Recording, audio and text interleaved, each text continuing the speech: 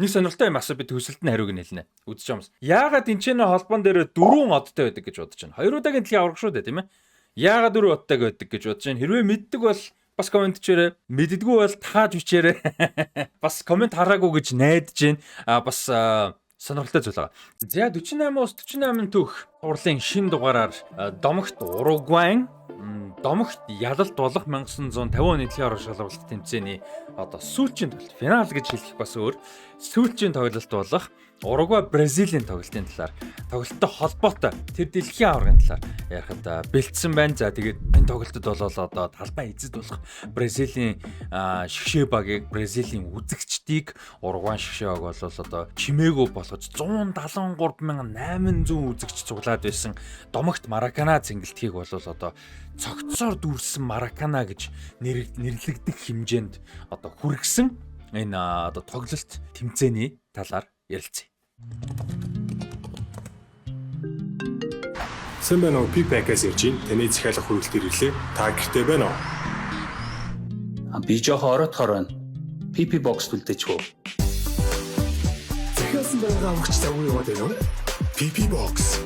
Таны шинэ 24 хаяг. За мэдээж 48-аас 48 түүхийн цуврал бичлэг маань ивент тэгчид болон та бүхэн буюу үзэгчид маань байхгүй бол явахгүй. За тэгээд Asahi Superdrash-ийн Манчестер Сититэй албан ёсоор хамтарч гаргасан мерчтэй худалдаа 5 саяг дуустал weekend болгоно буюу 5-аас бүтэн сайны хооронд дараах 5 дэлгүүрт 12-оос 8 цагийн хооронд явагдаж байгаа юм байна. За тэгээд Asahi Superdrash-ийг худалдаа авсан баримтаа promo stand дээр байгаа ажилтнанд үзүүлээд дэлгэцээр гарч байгаа мерчүүдийг авах боломжтой. За жишээ нь 12 шиггийг авах юм бол фэнүүдийн оролт авах нь байна. 18 шиггийг авах юм бол подолк авах гэх мэт юм боломжтой юм байна. За тэгээд дахиад хэлье. Уг мерчтэй худалдаа 5 сарыг дуустал 5-аас бүтэн сайны хооронд дараах 5 дэлгүүрт өдөр 12-оос 28 цагийн хооронд явагдаж байна.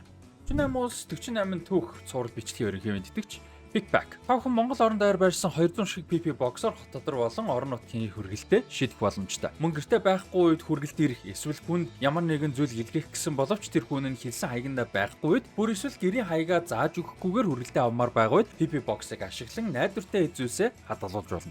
Мөн хоол, фрешмс, хоолны бэлтгэц, мах, бөөнд зэрэг ангиллуудын бүтээгдэхүүнүүдийг нэг доороос өргөн сонголтоогоор ганаас ч хүссэн газраа энгийн болон шуурхай хүргэлтээр сонгон захиалан авах боломжтой хүргэлтийн хамгийн том дэд бүтцтэй Fresh Pack платформ.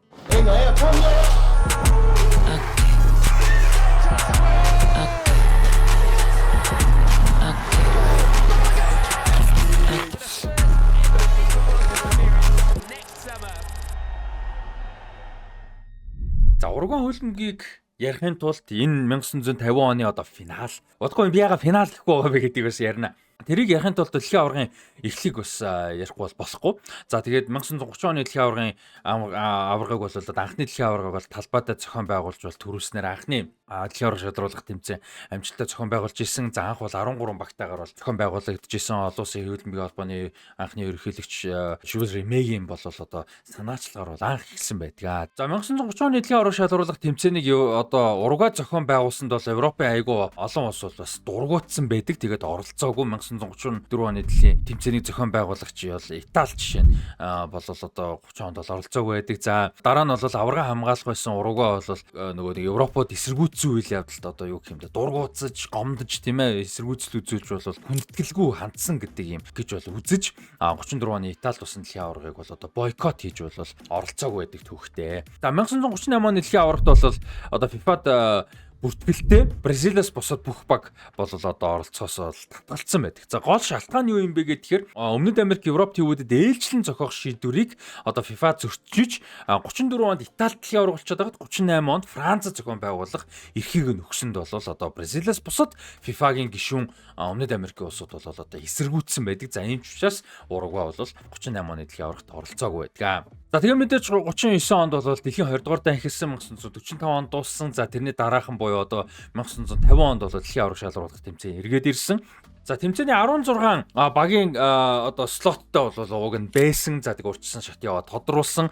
Гэхдээ янз бүрийн шалтгаануудаас хамаарат бол одоо татгалцсан, нэр татсан иймэрхүү шалтгаануудаар 13 багтаа бол яг дэлхийн аварга бол эхэлсэн. За тэгээд Рио де Жанейро, Сао Пауло гэх мэт 6 хотуудтай бол одоо зохион байгуулагдсан. За тэгээд англичууд бол одоо дэлхийн аваргатад анх удаага бол одоо юу яасан байдаг? Тоож оролцсон байдаг. Англичууд бол одоо зөвхөн өөрсдийнхөө одоо Шотланд, Ирланд, Уэльс, Умард Ирландтай хийдэг тэмцээндээ л ордог. Тэгээ одоо Home Games, Home Nations Games ч үлээ тийм тэмцээн байдаг те. Тэрэндээ орохыг бол илүүд үздэг байсан. Үннээс 50 оноос өмнө бол дэлхийн аваргыг тоодгүй байсан. За тэгээ энэ удаа бол жоохон сэгсэн нөхдүүд энэ удаад бол орсон. Гэхдээ одоо хэсгээсээ гараагүй байдаг. За тэгээд татгалцсан одоо нэрээ татсан гэх юм уу? Татгалцсан гэхээс илүү те нэрээ татсан 3 улсын хувьд бол Турк, Шотланд, Франц энэ тэгс улсууд бол нэрээ татсан бас нэг юм сонирхолтой түүх бол байдаг 1950 оны дэлхийн аваргад. За тэгээд шууд хасагдах шаттай явагдах байсан форматыг бол Бразил хүчээр өөрчилсөн байдаг. Учир нь дайны дараа бас айгүй их хямралтай, айгүй олон ус хямралтай байсан. Тэгээд хямрал их нөлөөсөн учраас бол одоо тоглолтуудын тоог нэмэх бас арга бол бас бодсон. Нэгдүгээр хямралтай байсан, хоёрдугаар тоглолтын тоог нэмэх, үзэгчдийн тоог нэмэх гэдэг юм зорилгоор бол хоёр хэсгийг бол үүсгэж бол явуулахаар бол болсон байдаг. Шууд хасагдах шаттай явах хэрэгтэй байсан. За тэгээд Final Round Robin гэдэг нэртэй одоо ийм форматаар бол явахаар болсон ба Final Group Stage гэж нэрсэн ч болно. За энэ нь бол ер нь шатран дээр их хвчлэн бол ашиглагддаг формат юм байлээ. Тэгээд гол ялгаа нь 1950 оны дэлхийн аварга шалруулах тэмцээн дээр 4 хэсэгт багуудыг хуваагаад тэгээд хэсгийг төрүүлсэн 4 багийг дахин нэг хэсэгт оруулаад хооронд нь бол одоо нэг тойрог бол нэг бүтэн тойрог тоглуулад тэгээд нэг хожил 2 оноо тэнцэх юм бол 1 оноо авсан гэсэн байдлаар хүснэгт жагсаагаад тэгээд нэгт орсон баг нь дэлхийн аварга болох ийм одоо форматтай бол байсан. За тэгээ Уругвай, Бразил хоёрын одоо финал гэж нэрлэдэг байгаа тоглолт саяны хэлсэнтэй яг юм хүснэгт маягаар болгочихсон учраас бол одоо яг финал гэж бас яг хэлэх бол альбан ёсоор бол одоо боломжгүй гэсэн үг. Тийм ээ яг финалтай ялгаагүй үр дүн ач холбогдлын хувьд бол финал гэсэн үг л дээ. Гэхдээ техник протокол гэдэг шиг тэр талаас бол финал гэж хэлж болохгүй юм тоглолт болсон гэсэн үг.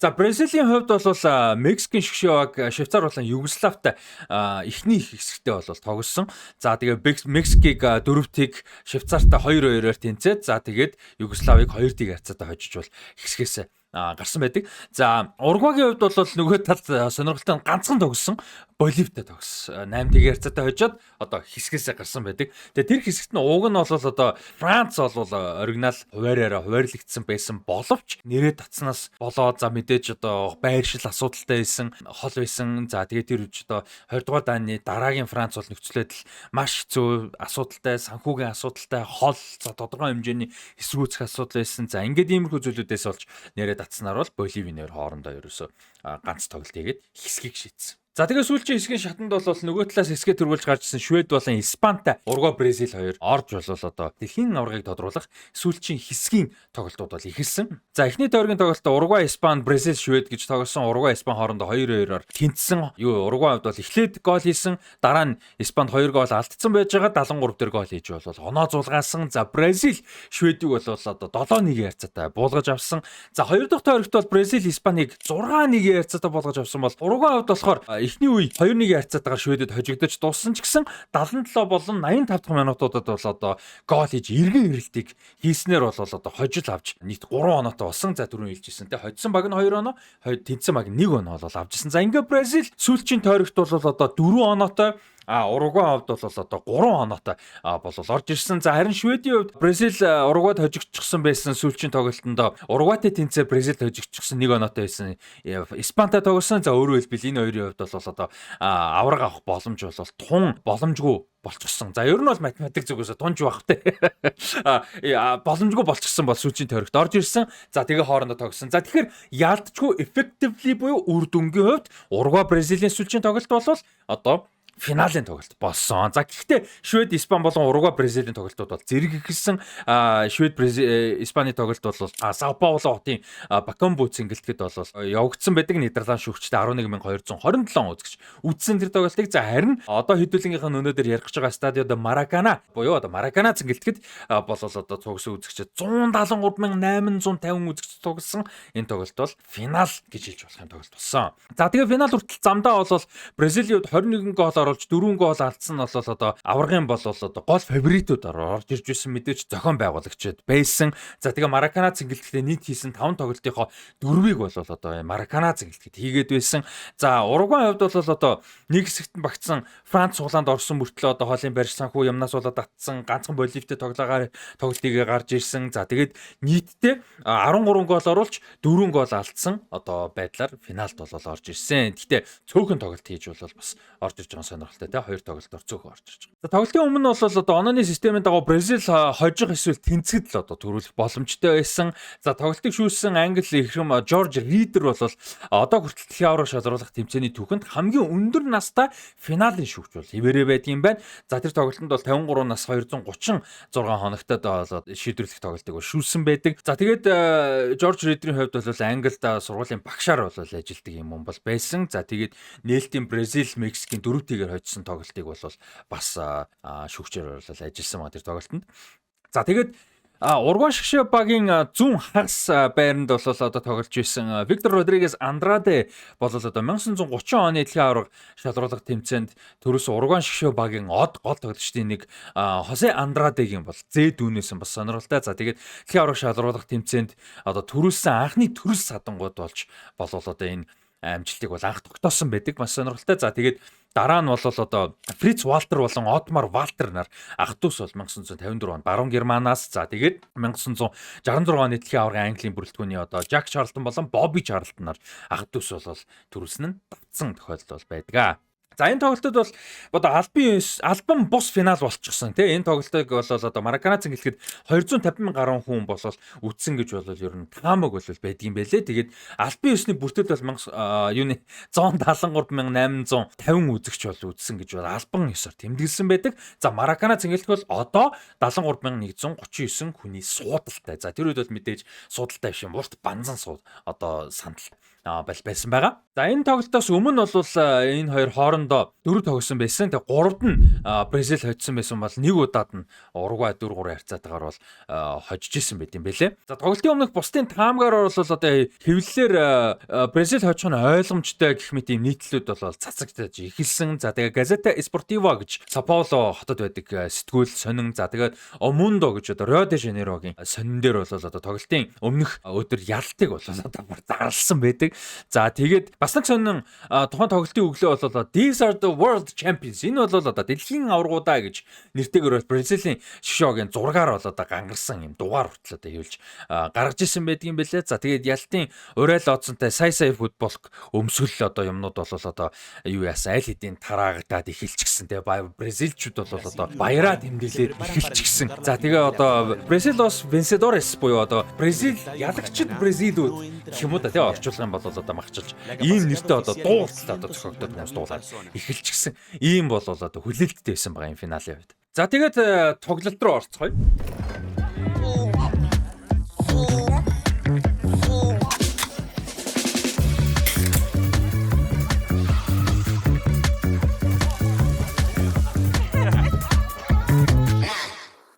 За юуны хувьд бол Уругвай шгшөөгийн хувьд бол Хуан Лопес Фонтана гэж хүнд асуулжуулж байсан. Бразилийн шгшөөг бол Флавио Коста гэж хүнд асуулжуулж байсан. За сонирхолтой нь бол мэдээж хөлбөмбөгийн ихэн энэ үед бол дасгалжуулагчдын үүрэг роль нөлөө бол ер нь бага байдаг байсан баг.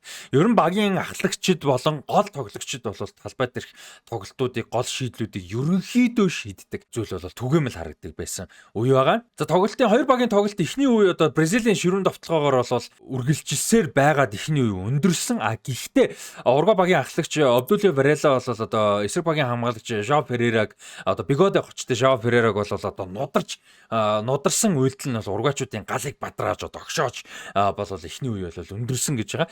За үеийн завсарлагаар бол Уругвайн тасалжуулагч Хуан Лопес багийнхандаа хандаж хамгаалж тоглохыг бол ууг нь ятгсан байгаа. Ятгах гэж оролцсон гэх юм уу тийм ээ. За тэгсэн ч бол багийн ахлагч Абдулио Варела бол одоо эсэргүүцсэн гэж байгаа. За тэгээд Абдулио Варела хэлэхдээ тоглогчтой хэлэхдээ бол одоо Хуан бол одоо сайн хүн тий. Гэхдээ бид нар бол одоо юу хэрэг хамгаалж тоглох юм бол Швед Испанчуудын араас бол орноо тий. Одоо бут нэргүүлсэн Швед Испанчуудын араас орно. Дээшээ битгий хараа. Тоглолт бол одоо энэ доор болж байна. Дээр гэж өөрөө хэлбэл одоо Маракана гэдэг энэ 150 80 хэдэн мянган цуглчихсан. За албан бусаар бол 250 мянган цуглчихсан. Энэ одоо олон хүнийг биш Тэ доошоогоо энэ талбайгаа хараа тоглолт бол энчээ явагдаж байна.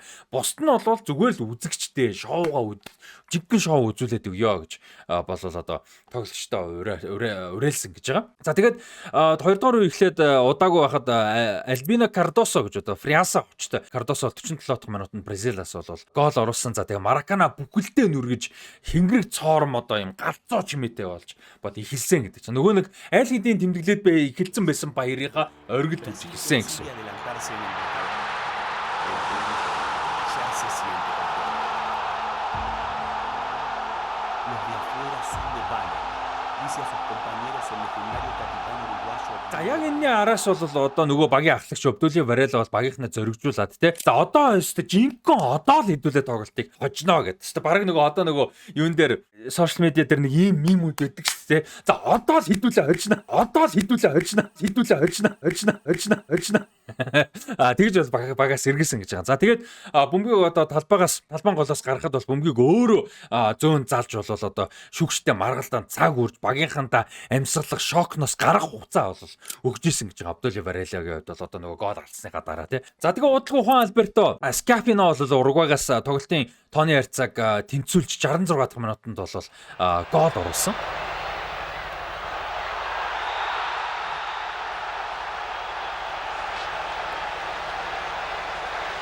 За тэгээд энэ гол орсны дараагаар юу болсны талаар одоо тухайн олон улсын хөлбөмбөгийн холбооны ерөнхийлөгч Жюл Риме ярихтаа бол гэсэн байна. За бүх зүйлийг бол төлөвлөсөн байсан. Уругвайг ялхаас босод зүйлийг бол төлөвлөгдсөн байсан. За тэгээд би бол одоо яриагаа тэ өгөх ингээд том талбай дээр өгөх яриагаа бэлтчихсэн байсан.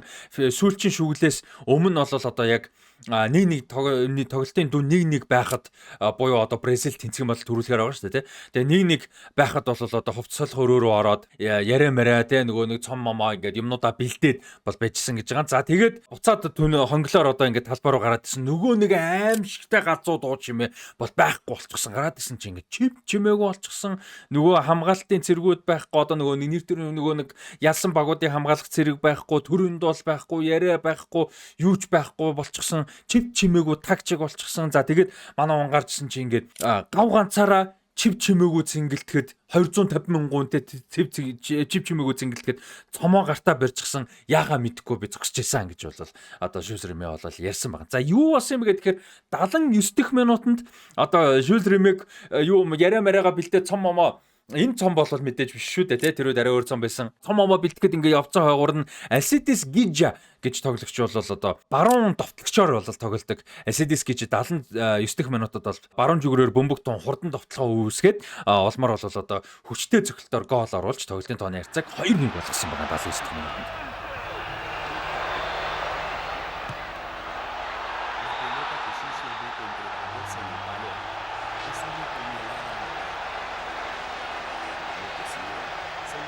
За тэгээ энийг бол Мараканасо гэж нэрлэдэг. Мараканасо гэж хэлж болно. За тэгээ Мараканагийн энэ одоо чимээгүй нам гүм болсон бол одоо алдартай хөл бөмбөгийн домогт юм үйл бодол бол байдаг. За тэгээд Гижагийн гол бол одоо чөтгөр шүглэм нам гүм байдлыг Маракана цэнгэлдэхэд авчирсан гэж. Тэгээд баяраа тэмдэглэхээр Маракана битгий Бразилийн бүхэл далайн эрэг, паб, ресторан, үйлчилгээний газар, талбай, гудамжаар дүүрэн хүн болол байсан. Одоо радиогоор энэ нам гүмийг бол бүгд мэдгсэн гэж. Радиогоор мэдээж сонсож байгаа шүү дээ тийм ээ.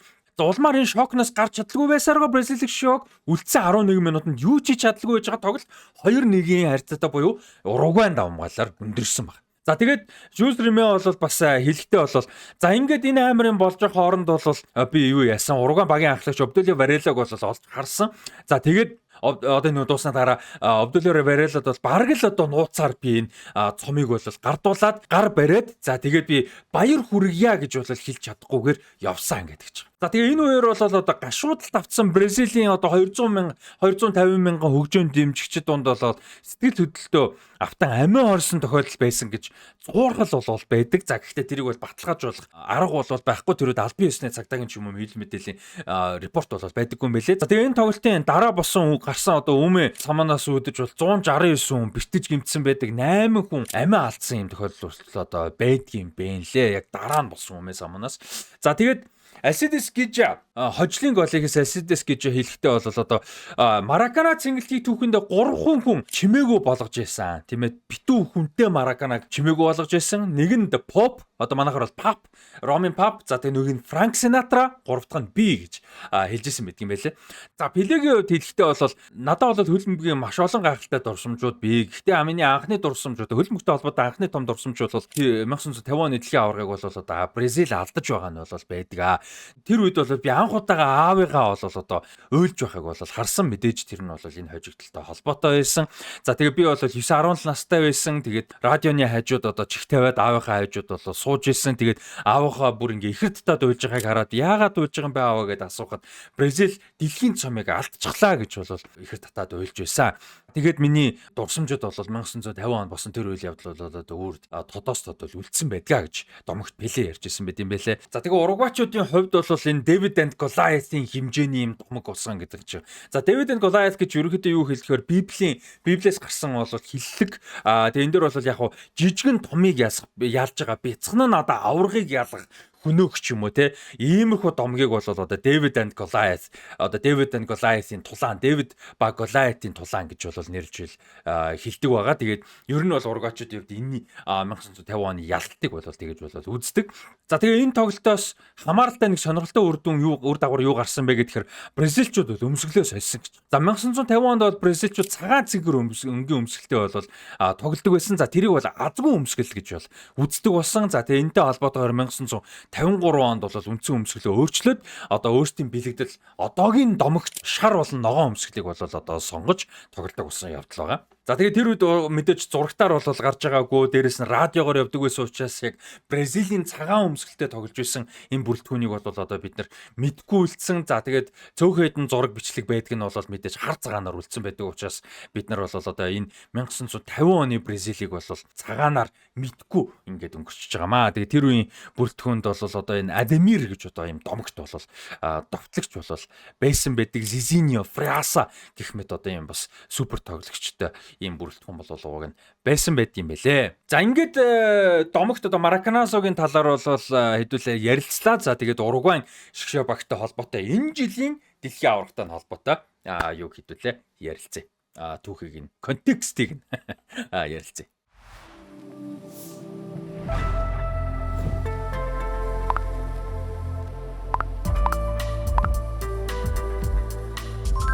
$60,000-аас дээш хүргэлт үнэгүй 100 болон 200,000-аас дээш худалдаа авалтанд бэлэгтэй. Freshback. За 48 улс 48 түүх цуврал бичлэгийн албан ёсны үеийн тэтгэгчид Pickback, Freshback болон Asahi Superdry ажиллаж байна. Ерөнхий үеийн тэтгэгчтэй баярлалаа. Энэ жил бол Уругвай шгшөөг түүхэндээ 15 дахь удаагаар дэлхийн аварга шалруулах тэмцээнд бол оролцох гэж байгаа. Уругвайгийн хувьд бол дэлхийн аварга шалруулах тэмцээнд төрүүлсэн хамгийн жижиг, хамгийн цөөн хүн амтай улсаа. За тэгээ Уругвайд бол мэдээж анхны дэлхийн аваргын аваргууд мэдээж за тэгээд тэр тэмцээний финалд бол Аргентины шгшөөгийг 4-2-оор хожиж бол төрүүлж исэн байдаг. За тэгээд 1934-38 бол оролцоогүй та хэд маань санаж байгаа. За тэгээд 1950 онд бол одоо 2 дахь аваргаа өргөсөн. За шүгээн дөрөвт бол 1954 70 2010 онуудад бол хүрж байсан. Шүгээн 8 66 2018 онуудад хүрж байсан. За хэсгийн шатнаасаа мултарсан дөрвөн тохиолдол байдаг. За тэр 1962 74 2002 болон 2022 онуудын дэлхийн аваргад бол хэсгийн шатнаасаа бол мултарсан. За тэгээ 34 38 онд мэдээж хосоол татгалцсан байдаг. За албан ёсны эрхээ авч чадаагүй урьдчилан шатнаас мултарсан гэх юм бол 58 оны Швед, 78 оны Аргентин, 82 оны Испани, 94 оны Америк, 98 оны Франц, 2006 оны Германд усан дэлхийн аваргуудад бол урьдчилан шатнаас бол орж бол чадаагүй байдаг. За юуны хувьд бол хочны хувьд бол одоо La Celeste гэж бол бас хочилдог. За La Celeste гэдэг нь одоо Sky Blue гэж одоо тэнгэр шиг хөх тэнгэр гэхээр одоо Монголд арай утга агуулмж мэдрэн чинь жоохон өөр болох гэдэг тий. Одоо өөрөөр юу гэж хэлвэл илүү гоё юм те. Sky Blue гэж одоо цэлмэг цэнхэр. Гоё үгүй шүү. Цэлмэг цэнхрүүд гэж очилж бас болох нь шүү. Цэлмэг цэнхэр гэж амьдралдаа хэлж байгаагүй гоё үгүй шүү. Тэгээд нөгөөх нь бол одоо Los Charruas гэж бол бас очилдог. За Garra Charrua гэж одоо нэг философи бол байдаг. Тэгээд тэр нь ургуй хөлбөмбөгт одоо суусан суух ёстой философик бол одоо Гара Чурруа гэж бол үздэг. За энэ нь бол одоо испанчууд энэ нутгийг эзлэхээс өмнө Чурруа гэдэг хүмүүс бол энэ нутагт ууг нь бол амьдардаг байсан. За тэгээд эзлэн төрөмгийлэлт өртөхдөө бол эцээ хүртэл одоо ёстой үнэхээр ялах юм шиг тэмцэж эцээ хүртэл тэмцэж бол одоо тэмцсээр байгаад бол одоо арчигдаж алга болсон ч гэсэн Уругвай энэ нутагт одоо цаашаага амьдарч ирсэн үргэлжлүүлж байгаа хүмүүс бол тэдгэр хүмүүсийн дайчин чанарыг бол сүнсээрөө өвлөн авсан гэж бол одоо үздэм байлээ. Тэгээд энэ нь Уругвай хөлбөмбөгч гэсэн одоо шингэсэн. За тэгээд төгс төгөлдөр байдал, богны дамжуулалт, эрчимтэй химнэл тоглолтыг бол одоо Гара Чурруа гэж одоо философи бол илэрхийлдэг болсон юм байна. За энэ ч утгаараа тэд бол дэлхийн аварга шалралт тэмцээний анхны аварга болсон гэж бол үздэм байна. Энэ философи бол. За FIFA ранкингийн хувьд бол Уругвай шгшөөг түүгэнд хамгийн доор хүснэгтэд одоо жагсажсэн нь бол 98 оны 12 сарын байдлаар 76-д орсон байт юм билээ. Тэр нь бол хамгийн доотлон. За тэгээд хамгийн дээр жагсажсэн нь бол одоо 2-т бол орсон байдаг. За тэр нь 2012 оны 6 сард бол 2-т бол жагсажсэн. За одоогоор бол FIFA ранкингийн 17-д жагсаж байгаа. За тэгээ Уругвай шгшөөгийн дэлхийн аварга шалруулах тэмцээний түүхэнд хамгийн олон гол оруулсан тоглогч бол Оскар Мигес гэж давтагч бол байдаг. 7 тоглолтод 8 гол оруулсан байдаг. Эртний одоо үеийнхэн тоглогч гэсэн үг. За тэгээд Луис Суарес дараа нь 7 голтой, Диего Форлан 6 голтой. За тэгээд Хосе Педро Сеа, Хуан Эскафино болон Эдинсон Кавани нар 5 голтой бол байдаг юм байлээ. За энэ жилийн дэлхийн аваргаар бол H хэсэгт орсон байгаа. За тэгээ H хэсэгт бол одоо Сауди Араб анх удаага дэлхийн аварт орж байгаа Кабо Верде болон Испани шгшөөт орсон. За мэдээж Испанта түрүүн хэлжсэн 1950 оны дэлхийн аваргын сүүлчийн хэсэгт бол хамт тоглож байсан.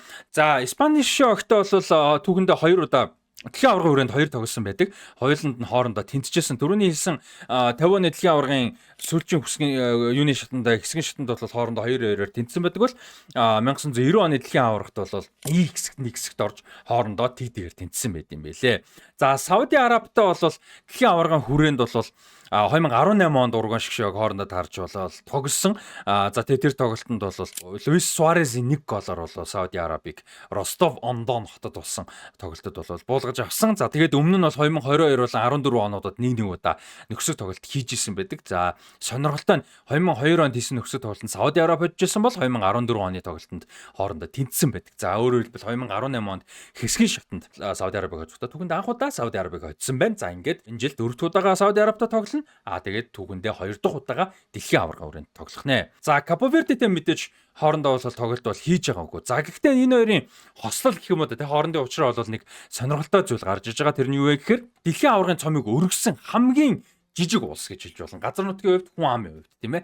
Хамгийн жижиг улс. За нөгөөх нь дэлхийн аваргын шатанд одоо дэлхийн аваргын одоо үндсэн тэмцээнд ирэхээ авч оролцсон хамгийн жижиг улсуудын нэг хоёр бол хоорондоо дарж тоглож байгаа нэг юм сонирхолтой тохиолдол болж байгаа. За Уругвайгийн хувьд бол 6 сарын 15-нд Юта Сауди Арабтай 21-нд Кабо Вердетэй 26-нд хамгийн сүүлийн тоглолтод бол Испантай тоглолтуудаа хийн. За мэдээж Испани нөгөө талд зөрүүлээд буюу эхлээд Кабо Верде Сауди Арабтай тоглолцоод Уругвайтай хийн гэсэн үг. Тэгэхээр энэ хоёр бол магадгүй нэгээр хин гарах вэ гэдгийг бол үзэх юм нөхцөл бол бүрдэх нь байна.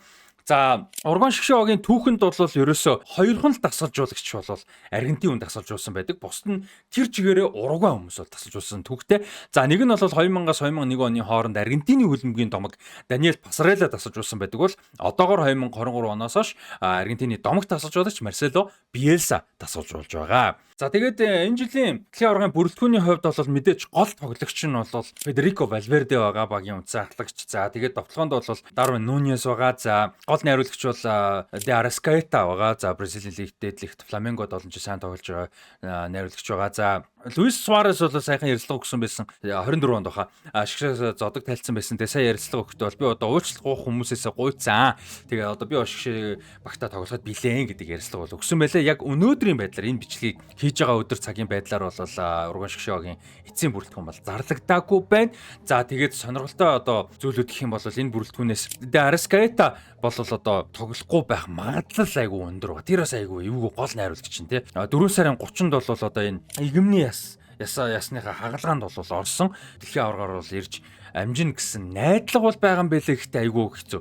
Харж байгаа гол нь хариуцагч байгаа ирж амжих юм бол за Федерико Валвердегийн хувьд бол одоо сая Аурелиан Чуаменитэй муудалцсан асуудлаас болоод бол тархинд өргөсөн гэж байгаа. За тэгээд 10-аас 14 хоног бол одоо эмчилгээ бол хийлгэнэ гэдэг ийм мэдээлэл бол гарсан. Гэхдээ тэр нь бол 5 сарын 7-нд шүү дээ тий. Тэгээ одоо бол тэр нь өнгөрцөн байгаа. Гэхдээ гайг байх гэж бол бодож байна.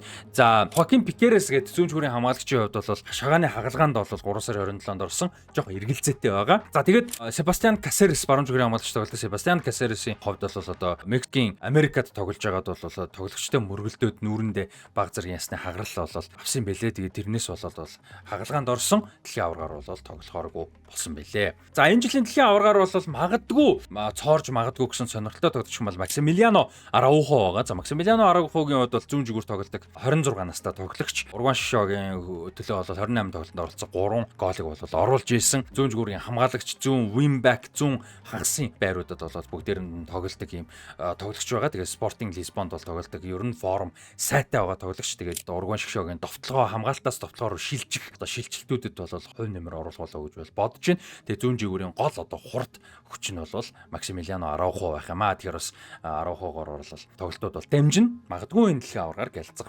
одоо боломжтой юм тоглогч гэж бол бодож байна. За тэгээд сүүлд нь хэлэхэд бол одоо энэ хоёр од ямар учиртай вэ гэдгийг товчхон тайлбарлая. Нэг сонирхолтой юм асуу би төсөлт нь хариуг нь хэлнэ. Үзэж юмс. Яагаад энэчнээ холбоон дээр 4 одтой байдаг гэж бодож байна. Хоёр удаагийн дэлхийн аварга шүү дээ, тийм ээ. За энэ хоёр од бол одоо 1930 он анхны дэлхийн аварга болсныг хэдүүлээ ярьсан. Тэ ургууд болсон.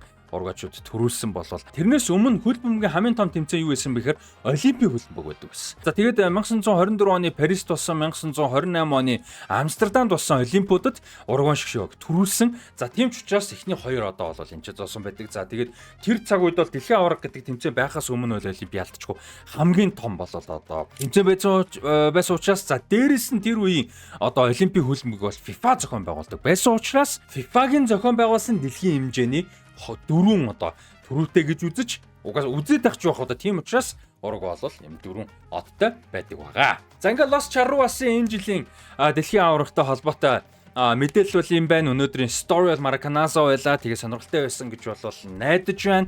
За тэгээд 48 төгс цуврал бичлэгийн ерөнхий үеийн тэтгэгч Freshback, Pickback болон Asahi Superdry-ийн хамт олондоо маш их баярлалаа.